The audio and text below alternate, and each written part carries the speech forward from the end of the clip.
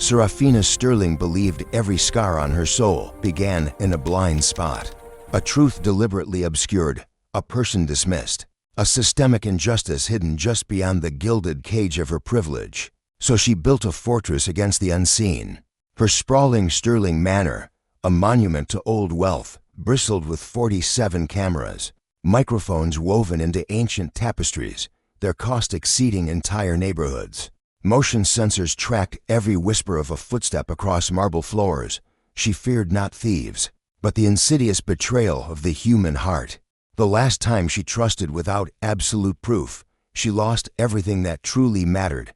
Now, her faith resided solely in cold, hard data, until the night a janitor walked through her grand entrance, his gaze never once straying to the watchful eyes above. His name was Caleb Reed.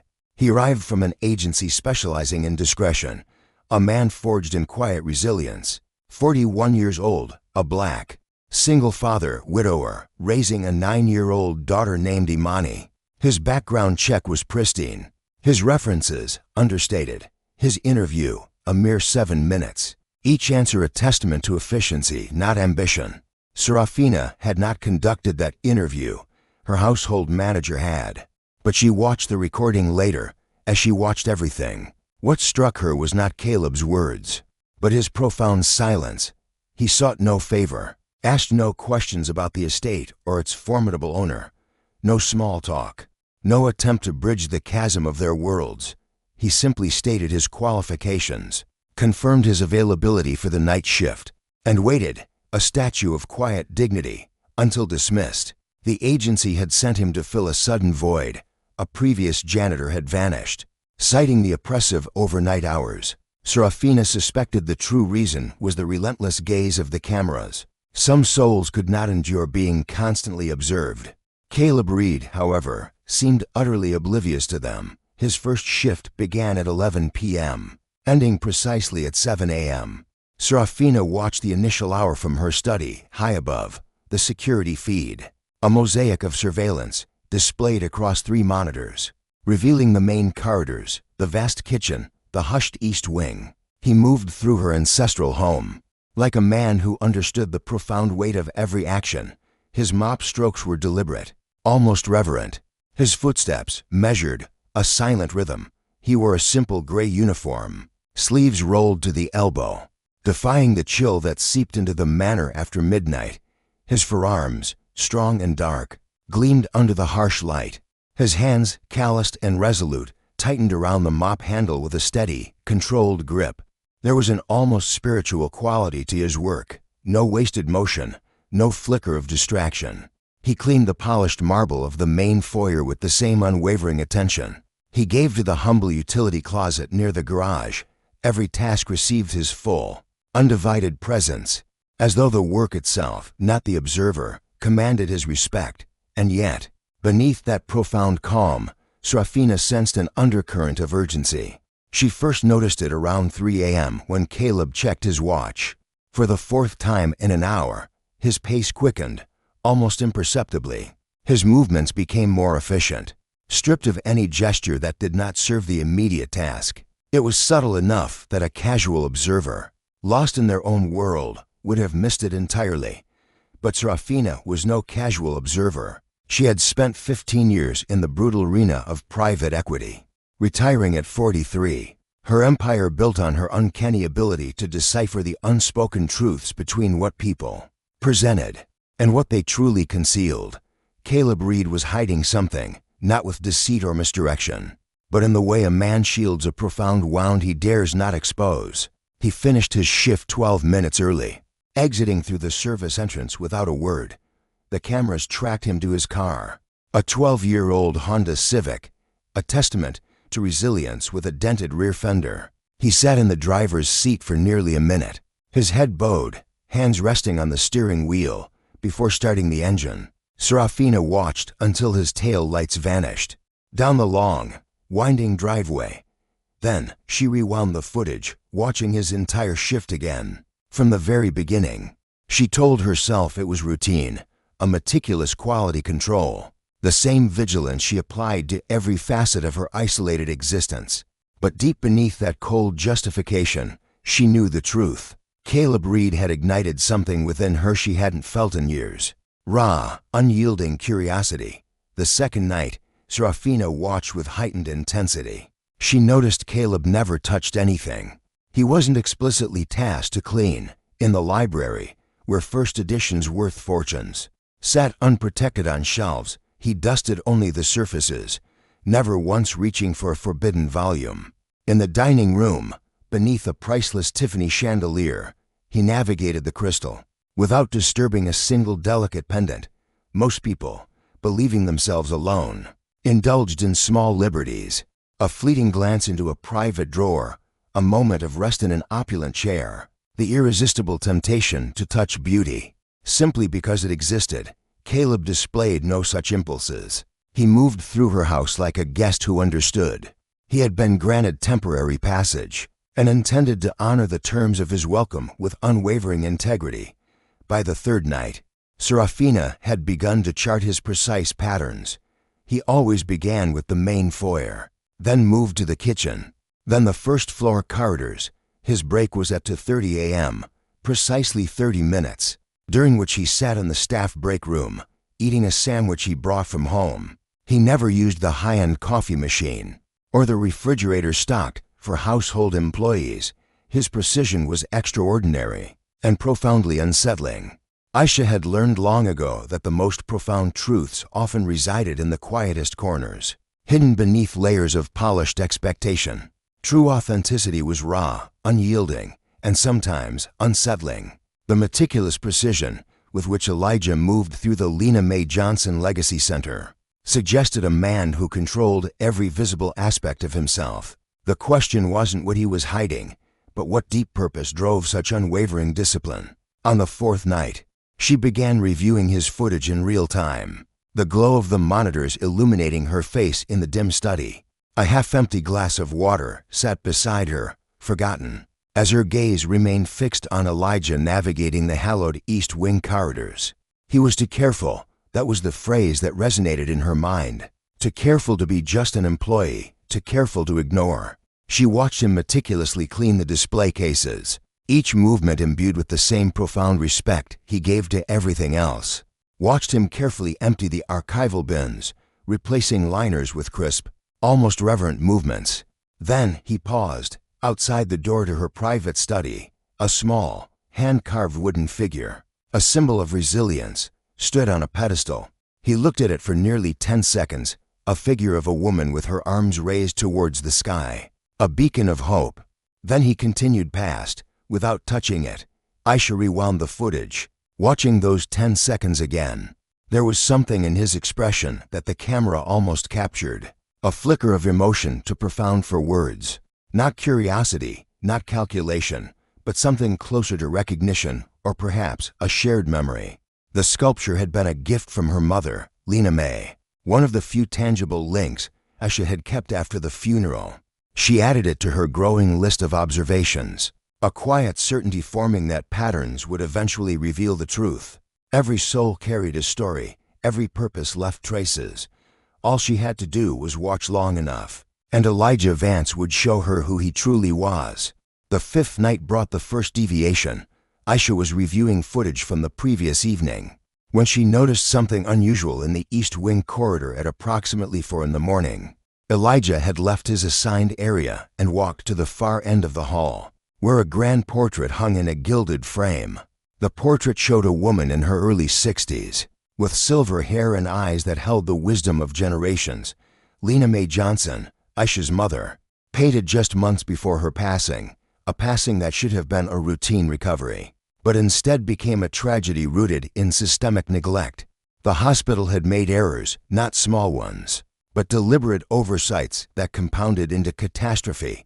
Afterward, Aisha had learned that black nurses had raised urgent concerns about the procedure, only to be dismissed by their superiors. The concerns were documented, the documentation was ignored, and Lena Mae Johnson, a pillar of the community, had died because people in positions of authority had chosen to protect their flawed processes rather than a black patient's life. Aisha had fought, she had sued. The settlement had been substantial enough to establish the Lena Mae Johnson Legacy Foundation, in her mother's name. But no amount of money could restore what had been taken, and no amount of vigilance could prevent her from wondering, in her darkest moments, whether she might have saved her mother if she had only been paying closer attention. Now, watching the footage of Elijah standing before that portrait, Aisha felt her pulse quicken. He stood perfectly still for nearly 2 minutes, his hands clasped at his sides. His expression was partially obscured by the camera angle, but there was something in his posture that suggested not mere reverence, but a profound, shared grief, a silent vow. Then he spoke. The words were too quiet for the microphone to capture. Clearly, just a murmur that the audio system rendered as static and breath. He had not known anyone was watching. He had not known the cameras could see him there. And yet, he had stopped his work, walked to a part of the center that was not on his assigned route, and stood before a portrait of a woman he had never met, yet clearly knew. Aisha watched the footage 3 more times before she allowed herself to admit what she was feeling. This was no longer professional vigilance. This was the awakening of a shared purpose. She upgraded the camera in the East Wing corridor. The following morning, over the next 2 weeks, Aisha's observation expanded beyond anything she had originally intended. She installed higher resolution cameras in every room Elijah might enter. She upgraded the microphone sensitivity until she could hear the soft cadence of his footsteps from 3 rooms away. She configured motion alerts to notify her phone whenever he deviated from his assigned areas. Sleep became something that happened in fragments. Between footage reviews, she would doze for an hour or 2, then wake with a start and immediately check the monitors to see what she had missed. Her housekeeper began leaving concerned notes about the untouched meals. In the kitchen, her assistant sent emails asking if she needed anything, if she was feeling well, if there was something wrong. Aisha ignored them all. The data was too important. She compiled a file on Elijah Vance that grew thicker with each passing night, his movements cataloged to the minute, his habits analyzed for patterns, his expressions captured and studied for any sign of a deeper truth. She learned that he always checked his watch at 3:15, and that his pace increased measurably in the hour that followed. She learned that he avoided the staff break room when others were present, preferring to take his meals alone. She learned that he spoke to no one, unless spoken to first, and even then, his responses were brief, courteous, and entirely unrevealing, yet somehow deeply profound. And she learned that every single night, without fail, he found his way to the Grand Hall of Legacies. There, he stood before the ancestral portrait of the Foundation's founder, a beacon of justice. His visits lasted between 90 seconds and for minutes. He never touched the ornate frame. He never spoke loudly enough for the enhanced microphones to capture his words. He simply stood there, in the hushed darkness, a shadowed silhouette before a painted face, engaged in a silent communion that Eleanor Vance could observe, but not comprehend. She tried analyzing his lip movements, desperate to decipher his unspoken message. But the footage was too grainy, the angle too oblique. She considered installing a camera directly facing the portrait, but something stopped her. Perhaps the knowledge that such a camera would be visible, and visibility would change his behavior. Or perhaps a flicker of something akin to respect, or fear of what she might truly see. The truth was, Eleanor had poured a fortune into a fortress of paranoia, spending countless hours of her life watching this man. Yet, she was no closer to understanding him than she had been on his first night. Worse, the watching had begun to cost her. She caught herself wondering what Elijah would think if he knew. Would he be afraid, angry, or would he simply continue his work? With the same unflappable discipline he brought to everything else, the not knowing was unbearable. And for the first time since she had installed the first camera in this house, Eleanor began to question whether surveillance was giving her safety or taking it away. On the 23rd night of his employment, Eleanor decided to descend into the heart of her own mystery. She found him in the kitchen at 1 o'clock in the morning, polishing the stainless steel surfaces of the industrial refrigerator. He looked up when she entered, and for a moment, a fleeting shadow of something profound, weariness, resilience, flickered across his face before the mask of professional neutrality settled. The kitchen was a cavernous, sterile space, designed for a catering staff that Eleanor rarely employed. Her footsteps echoed against the tile as she approached, and she was suddenly aware of how strange this must appear. The mistress of the manor, a ghost in her own domain, descending from her quarters in the small hours of the morning to speak with the silent guardian of her halls. She had prepared questions, careful questions designed to probe his background without revealing the extent of her surveillance. But standing before him now, watching him set down his cleaning cloth and give her his full attention, she found that the carefully built walls of her inquiry crumbled. He waited, patient and still, like a statue of quiet endurance, a man who had learned that silence was often the most potent shield. She asked how he was finding the work. "Fine," he said, the single word resonant. "The house is well maintained. My duties are clear." She asked if he had any concerns about the night shift, the hours, the isolation. "No," he said. "I prefer working when the house is quiet." She asked about his background, where he had worked before, what had brought him to this kind of employment. He answered simply and without elaboration. He had worked in maintenance for years. Different buildings, different clients. He liked the work because it was honest. You could see when something was clean, and when it was not. There was no defensiveness in his responses, no attempt to justify or explain or ingratiate. He answered her questions as though they were entirely reasonable, and required nothing more than factual replies. And yet, Eleanor felt more unsettled than she had watching him through the cameras, because the cameras offered a false sense of control. The cameras allowed analysis. Here, standing 3 feet away from Elijah Thorne, she had no distance at all. She could see the gray at his temples and the lines around his eyes. She could see the calluses on his hands, the quiet testament of a life lived, of burdens carried, of strength forged, and the careful way he held himself, as though he was always ready to step back, to yield space, to make himself smaller if necessary. A fleeting, uncomfortable truth brushed against her carefully constructed reality, the unspoken weight carried by a man like Elijah, in a world like hers. He asked if there was anything else she needed. She said no. She thanked him for his time. She turned and walked back to the stairs, feeling his silent, knowing presence on her back until she was out of sight. In her study, she pulled up the footage of their conversation and watched it 3 times. His body language revealed nothing she had not already seen. His tone carried no hidden frequencies. He was exactly what he appeared to be, a man doing his job, nothing more. And somehow, that was the most disturbing possibility of all. 12 days after their kitchen conversation, the fragile peace shattered. The temperature in Greenwich dropped to 7 degrees below zero. Eleanor woke at 4 in the morning to an alert on her phone, motion detected in the garage. She pulled up the feed and saw Elijah moving quickly between vehicles, ghostly plumes of his breath visible in the brutal cold. Something was wrong. She switched to the exterior cameras and saw it immediately. One of the pipes running along the outside wall of the guest house had burst, sending water streaming across the frozen ground. In this temperature, the water would freeze within minutes, creating a catastrophic cascade, threatening to unravel the very foundations of her legacy. The proper response was to call the emergency maintenance service. Eleanor had them on retainer for exactly this kind of situation. But as she reached for her phone, her hand froze midair.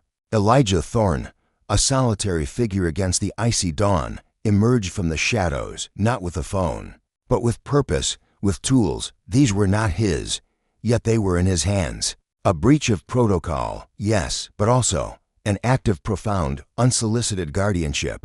The heavy oak door, usually reserved for the estate's inner circle, hissed open. Eleanor Ashworth watched. Elijah Vance moved with purpose towards the ruptured pipe. His uniform, a stark gray against the opulent backdrop, offered no defense against the biting cold. His hands, calloused and bare, met the frozen metal, a touch that must have seared his skin. For 47 grueling minutes, he worked. Eleanor, unseen, watched every single second. He located the emergency shut-off valve with an instinct born of unseen labor, a knowledge rarely acknowledged.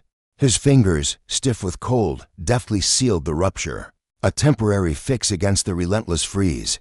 Then, with salt and sheer will, He cleared the treacherous ice from the path, each swing of the shovel a testament to his unyielding resolve. When he was done, every tool was precisely returned. He meticulously cleaned the garage floor, erasing every trace of the snow he'd tracked in. He resumed his duties, as if the ordeal had never happened. No report was filed, no note left, no word spoken to anyone. Eleanor knew only because she had been watching. She pulled the audio from the estate's exterior microphones. Amplified, the recording was mostly the howl of the wind, the sharp crack of ice, and the rhythmic clang of Elijah's work. But then, as he stood, gazing at the mended pipe, a whisper, so faint, the microphone almost missed it. "There are things," he murmured, his voice a profound echo in the stillness, "that simply must be done right, even when no one knows." He spoke to no one. He didn't know anyone was listening. Eleanor sat in the hushed darkness of her study, replaying those words over and over, until the first sliver of dawn broke. The confrontation came 3 weeks later, on a Tuesday night. Eleanor had spent those weeks in a crucible of mounting tension, a disquiet she couldn't name or escape. She continued to watch Elijah through the cameras, but the watching had fundamentally changed. She was no longer searching for wrongdoing. She was searching for something else entirely, an answer to a question she hadn't yet learned to articulate. She found him in the East Wing corridor at 3:40 a.m., standing before her mother's portrait, as he did every night. But this time, instead of watching from her study, she descended the grand staircase, through the silent, darkened halls until she stood directly behind him. He heard her and turned. In the dim, ancestral light, his face was unreadable, but he wasn't surprised. He wasn't afraid.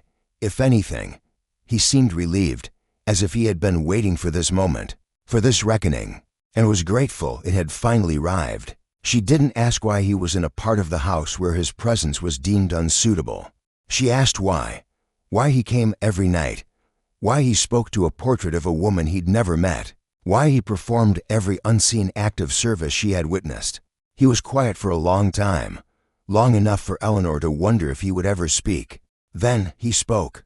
8 years ago, he began. His wife had fallen ill. Cancer, relentless, unforgiving. It consumed her. For 3 agonizing months, she was in the hospital.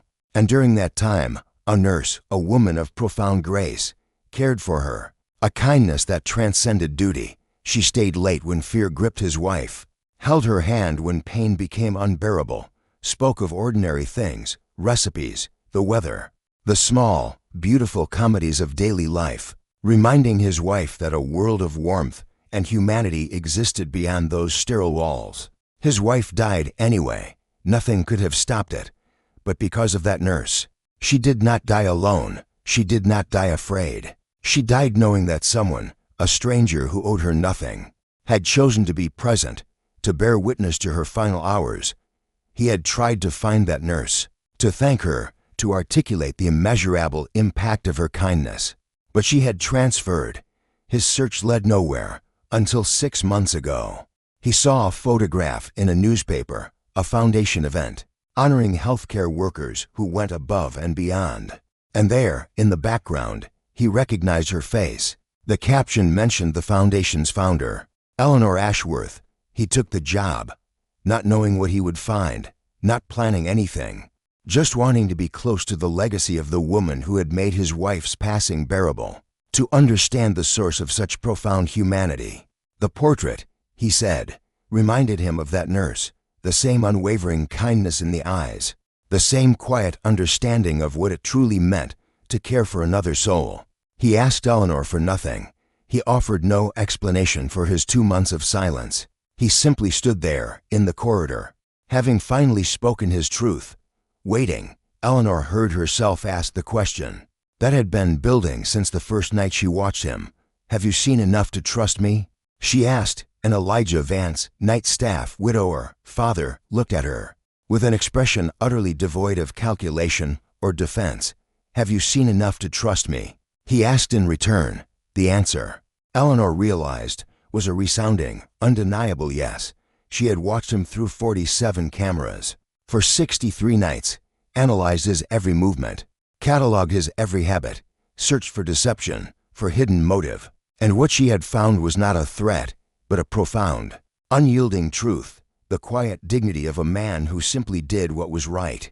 What Eleanor Vance had discovered was a man of unwavering principle, who acted with integrity when no one was watching, who honored a silent promise years after it was made, who spoke to a portrait of a stranger's mother because she reminded him of the kindness shown to his own dying wife. The cold, unblinking eyes of her surveillance system had shown her everything, yet they had failed to teach her to trust. That, she realized, was a choice she had to make for herself. Over the next month, Eleanor began the arduous task of dismantling the digital fortress she had spent years constructing. It was not a sudden act of liberation. Trust, she was learning, was not a switch to be flipped, but a muscle to be painstakingly rebuilt through use. She started with the cameras in the staff areas, the break rooms, the service corridors, spaces where the dedicated individuals who powered the Vance Legacy Institute deserved their privacy. Then, the enhanced audio equipment that had once allowed her to eavesdrop on whispered conversations from 3 rooms away was silenced.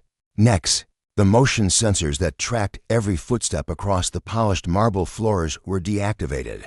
Each removal felt like a phantom limb, a part of her control being severed. She had lived so long with total information. The absence of it created a profound vertigo. She would wake in the night, reaching for her tablet to check the monitors, only to remember they no longer showed what they once had.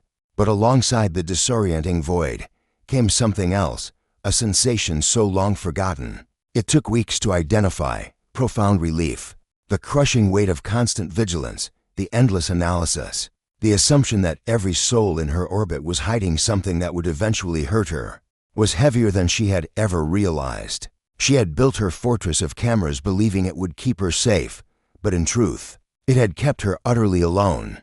Elijah Eli Hayes continued his night shift through it all. Eleanor no longer watched him through screens, but she began to encounter him in person more frequently.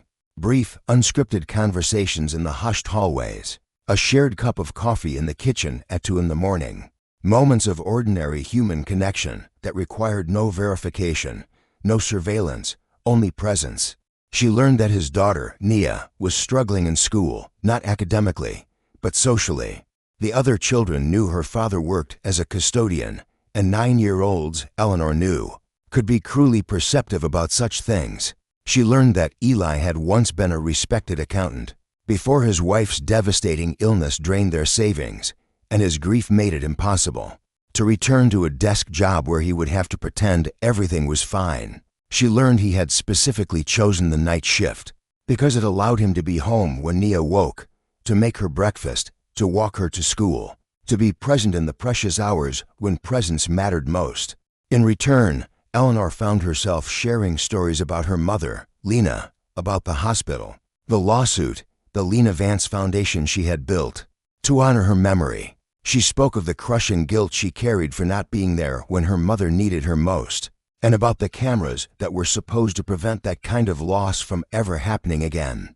Eli listened, the way he did everything else, with full, unwavering attention and without judgment. And when she finished, he spoke words that would echo in her soul for the rest of her life. "You cannot watch your way to safety, Ms. Vance," he said softly. "You can only live your way there." 3 months after their fateful confrontation in the East Wing corridor, Eleanor offered Eli a new position. Not a custodian, not a facilities manager, but something she invented specifically for him. A role that had no precedent within the Institute, because it was based on something the Institute had never truly embraced before. She called it the Director of Human Flourishing and Community Engagement. The title was deliberately expansive, because the job was deliberately profound. His responsibility would be to ensure that every person who worked within the Vance Legacy Institute, from the executive chef to the groundskeepers to the security staff, was treated with dignity and supported in their lives beyond their employment. It was, in essence, a job built entirely on trust. Trust that he would intuitively know what people needed without surveillance to tell him. Trust that he would act with unwavering integrity when no one was checking his work. Trust that the profound kindness he had shown to a portrait of a stranger's mother would extend To every single person who walked through the Institute's hallowed doors, Eli accepted. Not immediately, but after a week of quiet consideration, during which Eleanor, remarkably, did not once check the cameras to see what he was doing. His first official act was to establish a comprehensive fund for employees' children, covering educational expenses and extracurricular activities. His second was to create a policy, ensuring that no one who worked for the Vance Legacy Institute would ever have to choose between their vital work and a family emergency. His third, a deeply symbolic gesture, was to remove the final camera from the East Wing corridor, the very one that had watched him stand before Lena Vance's portrait night after night. Eleanor was present when he took it down. She watched him carefully place it in a box with the others, dozens of devices that had once been her eyes and ears, the very foundation of her perceived security. "Do you regret it?" he asked, his gaze gentle. Giving this up, she considered the question deeply. The honest answer was complex, layered.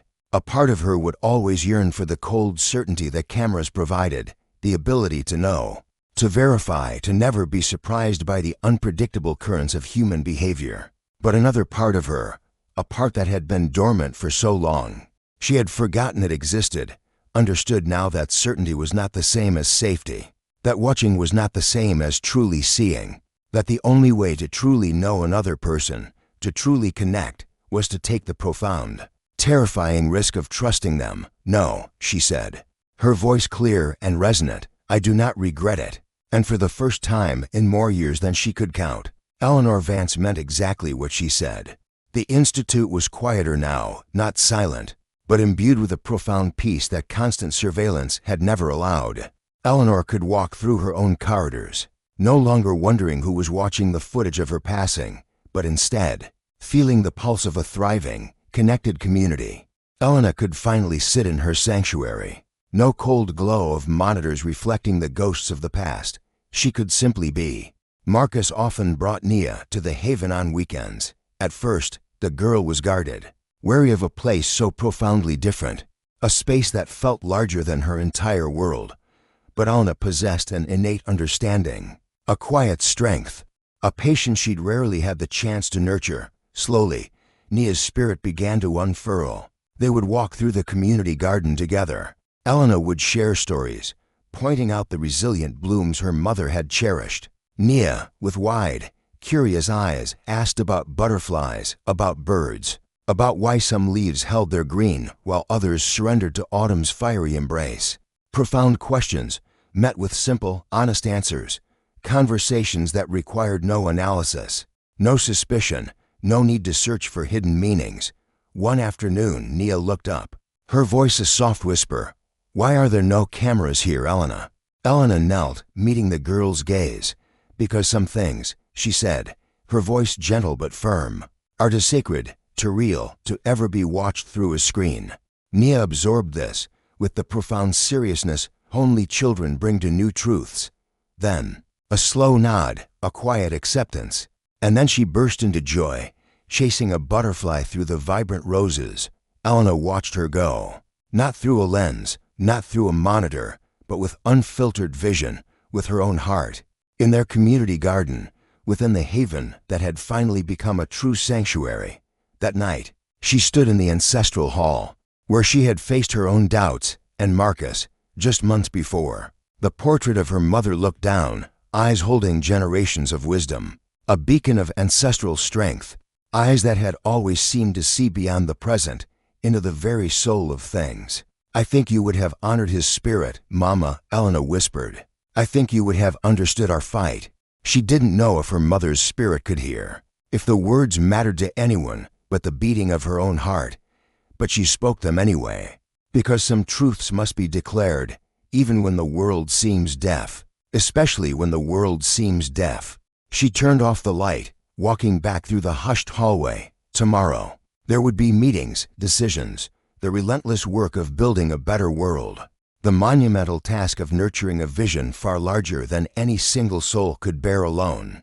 But tonight, there was only this, a sanctuary without surveillance, a trust forged not from evidence, but from shared humanity, a woman who had finally learned that the most profound truths, The most precious moments of dignity and connection could never be captured on any screen. She slept, a deep, earned peace settling over her. For the first time in